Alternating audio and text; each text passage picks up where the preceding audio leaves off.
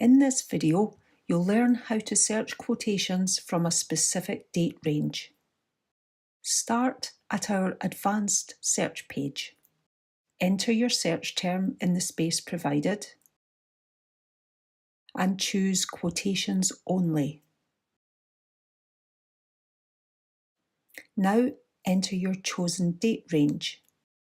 In this example, we're limiting the search to quotations dated between 1750 and 1825.